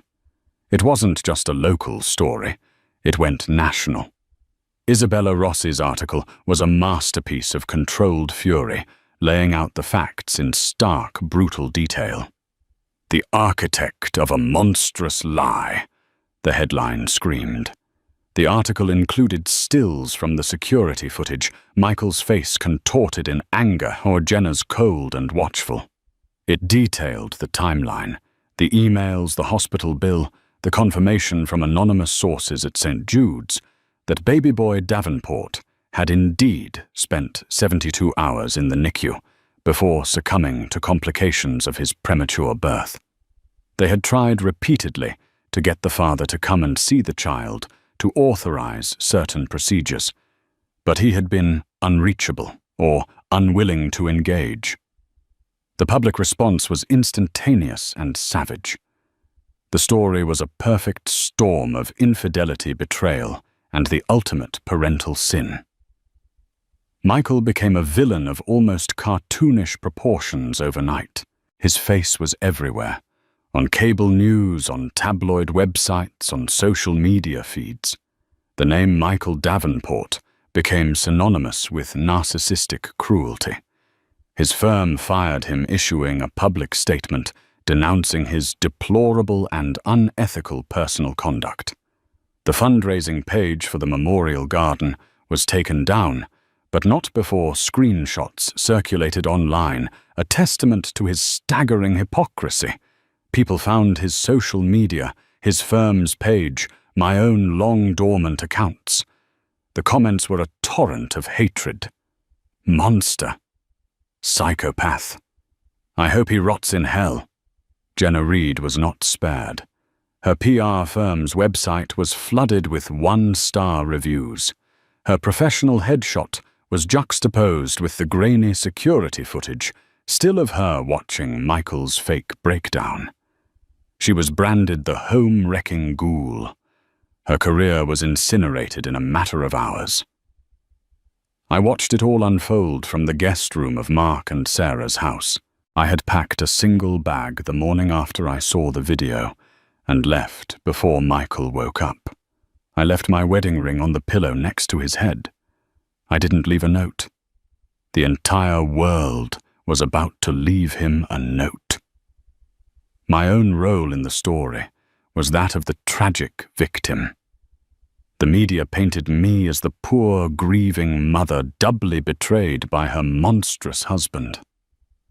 My photo, a smiling, pregnant shot from my Instagram, was splashed everywhere. I received an outpouring of sympathy from strangers around the world. It was surreal and strangely numbing. Their pity felt as distant and impersonal as their rage towards Michael. The only thing that felt real was the new agonizing truth about my son. Caleb. He had lived. He had a birth date and a death date. He had been a person in the world, however briefly. And this new knowledge brought with it a new kind of grief. It was sharper, more defined. I wasn't just mourning the loss of a dream anymore. I was mourning a real boy, a boy whose father had discarded him like a piece of trash. A few days after the story broke, Michael was arrested. The charge wasn't murder or anything as dramatic as the online mob wanted. It was fraud. He had knowingly provided false information to the hospital, leading them to misclassify the death and issue an incorrect death certificate. There were also questions about medical decisions that were delayed or not made because of his refusal to engage. It was a messy, complex legal situation, but for now, the fraud charge was enough to hold him. I saw his mugshot online. The handsome, charming architect was gone. In his place was a hollow-eyed, unshaven man with a haunted, terrified expression. He looked broken, but I felt nothing. No pity, no satisfaction, just a vast, cold emptiness. The unveiling was complete. The perfect life, the perfect husband, the perfect grief, it had all been a lie. And now the truth in all its ugly, brutal glory was out for the world to see. I had gotten the truth. I had gotten my revenge. But as I sat in that quiet guest room, surrounded by the wreckage of my life, I had to face the terrifying question of what came next. The world loves a good villain, and Michael Davenport was tailor-made for the role. The media frenzy was relentless, a piranha-like swarm that stripped every detail of our lives down to the bone. Our wedding photos holiday, snaps my baby shower pictures. They were all repurposed as exhibits in the public trial of my husband. Each smiling image was now imbued with a sinister irony. Look at the happy couple just months before he let their baby die. I remained sequestered at Mark and Sarah's, a voluntary prisoner in their suburban guest room. They were magnificent, acting as gatekeepers against the world. They fielded calls from reporters, deflected nosy neighbors, and kept me supplied with tea and tissues. Sarah would sit with me for hours, not pressing me to talk, just offering a solid, comforting presence against the tsunami of chaos. My grief for Caleb had transformed. The murky, undefined sorrow of losing a stillborn child was replaced by the sharp, specific agony of mourning a son I never knew. I requested the full medical records from St. Jude's. They arrived in a thick manila envelope, and I read them with a forensic intensity. I learned his weight, 3 pounds, 2 ounces. His length, 15 inches. I read the nurse's notes, their neat professional script detailing his every struggle. Infant exhibiting respiratory distress. Apnea episodes increasing in frequency.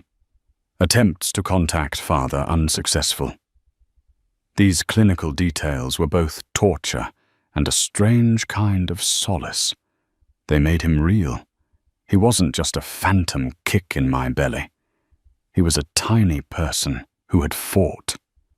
The knowledge was a knife in my heart, but it was a real knife, not the phantom pain I'd been living with. I was no longer grieving a possibility. I was grieving a person. And with that came a new, focused anger. Not just at Michael, but at myself. How had I not known? How could a mother not feel on some primal cellular level that her child was alive? The guilt was a heavy cloak suffocating me. Michael denied bail due to being a flight risk, and the sheer public outrage languished in county jail. His high-powered family in Connecticut hired a top-tier legal team led by a shark of a defense attorney named Marcus Thorne, who immediately went on the offensive. Thorne's strategy was clear paint Michael not as a monster, but as a man who had suffered a profound psychological break. Mr. Davenport was under unimaginable stress. Thorne declared on the courthouse steps, his voice oozing sincerity. The impending birth, the pressures of his career, and a marriage that was already quietly fracturing led to a dissociative episode. He created a false narrative, not out of malice, but because his mind simply could not cope with the reality of his son's critical condition. This is not a case of fraud. It's a case of profound mental trauma. It was a brilliant, insidious defense. It attempted to reclaim the narrative of grief that Michael himself had so expertly woven. I watched the press conference on TV, a bitter laugh escaping my lips. A psychological break. He hadn't had a break. He'd had a plan. The emails to Jenna were proof of that. Speaking of Jenna, she had vanished. Her social media was deleted, her firm's website was offline, and her office was shuttered. The press couldn't find her. But the police did. She was located in a luxury spa resort in Arizona, having fled Chicago the day the story broke. They brought her back to Austin for questioning. She was not charged with a crime, she had broken no laws, but she was a material witness, and facing the ruin of her career and the full force of public condemnation, she decided to save herself. She made a deal with the prosecutors for immunity in exchange for her testimony. Her deposition was leaked to the press, of course. Every sordid detail. She recounted how she and Michael had met, the thrill of their affair, their shared fantasy of a future together. And then she came to the part about the baby. According to Jenna, the pregnancy had been a crisis point. Michael had assured her he would leave me, but the baby complicated everything. Her version of events painted Michael as weak and indecisive a man, panicking as his carefully compartmentalized life began to converge. He told me the baby would trap him, her deposition read. He said that if the baby was born healthy, he'd never be able to leave. The guilt would be too much, the societal pressure too great. We were in the hotel in Chicago when Amelia went into labor. He was a mess. He kept saying, "This is a disaster. This ruins everything." The most chilling part of her testimony concerned the hours at the hospital. She admitted to going there to confront him, to demand he make a choice. And she described the moment he learned Caleb was alive, but critically ill. He came out of the delivery area, and his face was white, she stated. He said, "It's alive, but it's sick. They don't think it's going to make it." And then he looked at me, and I saw a look in his eye. It was cold, calculating. He said, this could be a way out, a clean break. He decided right then and there. He told me the plan he would tell Amelia the baby was stillborn. He said it would be kinder that way. A quick, tragic end instead of weeks or months of false hope. He said it would let them grieve together, and then, when the time was right, they could go their separate ways. He said it was the only way to manage the situation without destroying everyone. Kinder. He had called this monstrous, selfish deception an act of kindness. He had appointed himself the arbiter of my grief, the editor of my reality, to facilitate his escape into a new life. Jenna's testimony destroyed Marcus Thorne's psychological break defense. This wasn't a man unmoored from reality. This was a man executing a premeditated, cold-blooded plan. The fallout from Jenna's deposition was a second explosion ripping through what little was left of our social circle. People were forced to take sides. My side was easy: the wronged wife, the grieving mother. His was impossible. His friends, his colleagues, even some of his family publicly disavowed him. He was utterly alone. One evening, Mark came into the guest room, a grim look on his face. "You got a letter," he said, holding it out as if it were contaminated. "From him. It was sent here from his lawyer." I took it from him, my hand steady. I hadn't heard a single word from Michael since I'd left. No calls, no texts, no emails, just the public pronouncements of his lawyer. I slit the envelope open. The letter was written on a piece of yellow legal paper, his familiar architectural script looking alien and obscene. "Amelia, I know you will never forgive me. I don't expect you to. I don't forgive myself." Listening to Thorne talk in court, listening to what Jenna said, it's like hearing about a stranger, a monster. I don't know who that man was. The pressure, the lies, it all just avalanched. I was suffocating, and I made a choice. A terrible, unforgivable choice. I see his face now, Amy. The nurses at St. Jude's, they showed me a picture. After it was over. I wouldn't look at the time. I refused.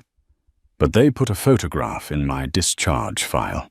I found it when I was looking for paperwork for Thorne. I've been looking at it every night here in my cell. He looked like you. He had your nose. I destroyed everything. I destroyed you. I destroyed our son. I destroyed myself. I know sorry is a pathetic, meaningless word. It's an insult. But it's the only one I have. Don't let this destroy you. Please. You are a good person. You deserved a good life, a good husband. You deserved to be Caleb's mother. And I stole that from you. Michael. I read the letter twice. There was no rage left in me. No fire. Just a profound, bone-deep weariness. His apology, his self-pity, his supposed realization, it was all too little too late. It was the pathetic whimper of a man who had been caught. He wasn't sorry for what he did. He was sorry for the consequences. He looked like you. He had your nose. The words were meant to be a bridge, a shared detail of our son.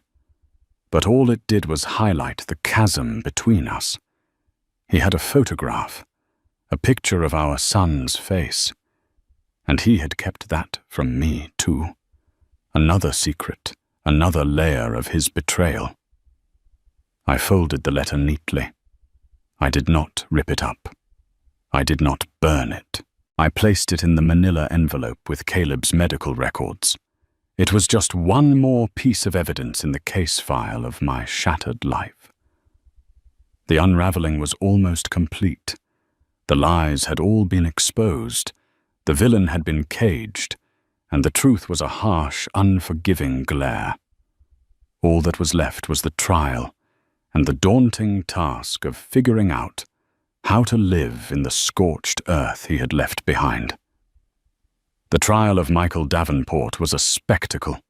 It felt less like a legal proceeding and more like the final act of a grim nationally televised play. I was there for every moment, a silent, black-clad figure in the front row.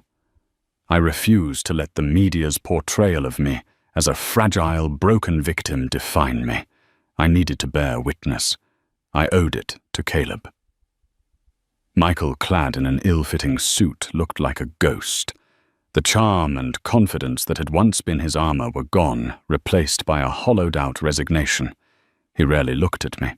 When our eyes did meet across the courtroom, his were filled with a desperate, pleading shame. I felt nothing. It was like looking at a stranger. The prosecution, armed with the security footage, the emails and Jenna Reed's damning testimony, laid out their case with brutal efficiency. They painted a picture of a cold, narcissistic man who viewed his own child as a complication to be managed. They called nurses from St. Jude's to the stand who testified through tears about baby boy Davenport's fight for life and their frustrating, futile attempts to get his father involved. He told me on the phone, "There's no point in me coming down there. It's a foregone conclusion." One veteran NICU nurse testified, her voice thick with contempt. "I've been doing this for 30 years. I've seen parents in denial, in shock, in every state of grief imaginable. I have never, ever seen a parent so indifferent." The defense, hamstrung by Jenna's testimony, did their best to salvage the psychological break narrative, but it rang hollow. Marcus Thorne put a psychiatrist on the stand who spoke of narcissistic personality disorder and acute stress reactions. But under cross-examination, even he had to admit that Michael's actions, the meticulous lies, the cover-up, the manipulation of me demonstrated a high degree of planning and cognitive function, not a break from reality. The moment that will forever be seared into my memory was when the prosecution introduced the photograph of Caleb into evidence, the one Michael had mentioned in his letter. They had retrieved it from his files. An evidence technician projected it onto the large screens in the courtroom. And there he was, my son. He was so tiny, nestled in a tangle of wires and tubes.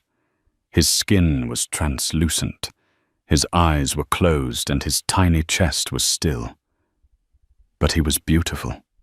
He was perfect. He had my nose, and a shock of dark hair, just like Michael's. A sound escaped my lips, a raw, guttural sob that I couldn't contain. The courtroom, which had been buzzing with whispers, fell utterly silent. In that moment, he was not baby boy Davenport, the tragic figure in a news story. He was Caleb, my Caleb, and the world was finally seeing him. I saw Michael crumple at the defendant's table, his face in his hands, his shoulders shaking with silent, racking sobs. For the first time, his grief looked real, but it was a selfish grief. Grief for himself, for the life he'd lost, the man he'd failed to be. It had nothing to do with the tiny boy on the screen. The jury was out for less than 2 hours. The verdict was guilty. Guilty of felony fraud. Guilty of reckless endangerment. The judge, a stern, no-nonsense woman, delivered the sentence a week later. She spoke directly to Michael, her voice dripping with scorn. "You did not just lie, Mr. Davenport," she said, her eyes boring into him. "You constructed an alternate reality of unimaginable cruelty. You weaponized your wife's grief and love for you to cover your own pathetic infidelities. You treated the life and death of your own son as an inconvenience to be managed. Your crime is not just against the state or the hospital. It is a crime against humanity, against the very definition of fatherhood. It is one of the most profound acts of narcissistic cruelty I have ever witnessed from this bench." She sentenced him to the maximum possible term, 10 years in state prison. A gasp went through the courtroom. 10 years. It was a harsh sentence for fraud, but it was clear the judge was sentencing the moral crime, not just the legal one. I walked out of the courthouse into a sea of cameras and reporters. I didn't stop. I just kept walking, Mark and Sarah flanking me like bodyguards. I didn't feel victorious. I didn't feel vindicated. I just felt quiet. The noise that had been roaring in my head for months had finally subsided. It was over. The weeks and months that followed were a slow, painful process of rebuilding. I sold the house, the one with the beige walls, and the nursery that had become a mausoleum. I couldn't bear to be in it another second. I took my half of the assets and moved into a small, bright apartment in a different part of Austin, a part of the city that held no memories of him. I legally changed my last name back to my maiden name, Amelia Shelton. It was a small act, but a significant one. I was no longer Amelia Davenport. That woman, the one who believed in the Pottery Barn fantasy, was gone. She had died with Caleb. I started seeing a therapist who specialized in trauma and grief. We talked about Caleb. We talked about Michael. We talked about the complex, tangled knot of my own guilt and rage. She helped me understand that I couldn't have known that I was the victim of a master manipulator, and that my body and mind, under the trauma of childbirth and what I believed was catastrophic loss, had been in survival mode. I never spoke to Michael again. His lawyers reached out regarding the divorce proceedings, which were swift and uncontested. He signed everything, gave me everything I asked for. It was his final futile act of penance. I heard through the grapevine that Jenna Reed had moved to another state, changed her name, and was attempting to start over forever, branded by her association with the case. I found I didn't have the energy to hate her. She was just another piece of wreckage in the blast zone of Michael's lies. My life now is quiet. It is small. I still work as a graphic designer, but I find my greatest solace in volunteering at a local animal shelter. The uncomplicated, unconditional affection of the abandoned dogs and cats is a balm to my soul. I have a framed copy of Caleb's photograph on my nightstand. It's the only picture I have of him, the one from the courtroom. I look at it every day. I tell him good morning and I tell him good night. I tell him about my day. I tell him that I love him. I am in my own quiet way, finally getting to be his mother. The grief for him will never go away. It has become a part of me, a shadow that walks beside me. But it is no longer an all-consuming darkness. Sometimes it is even a source of strength. It reminds me of what is real, of what is important. It reminds me of the devastating cost of lies. I don't know if I will ever trust anyone fully again. I don't know if I will ever remarry or have more children. The future is not a bright, shining path anymore. It is a quiet, winding road, and I am taking it one step at a time. I have survived the unimaginable. I have walked through the fire of the ugliest of truths and come out on the other side. I am scarred. I am changed. But I am still here. And in the quiet of my new life, for the first time in a very long time, that feels like enough.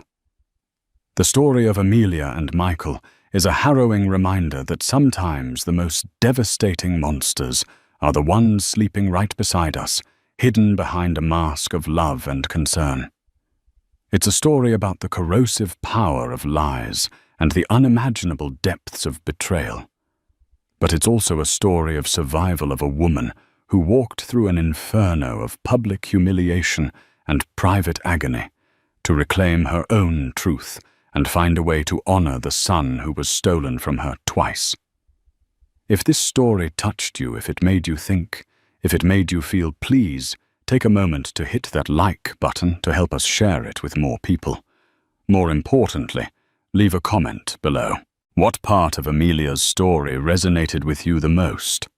And don't forget to subscribe to our channel and ring that notification bell so you never miss another story that peels back the layers of the human experience and reveals the truth, no matter how shocking it might be. Thank you for listening.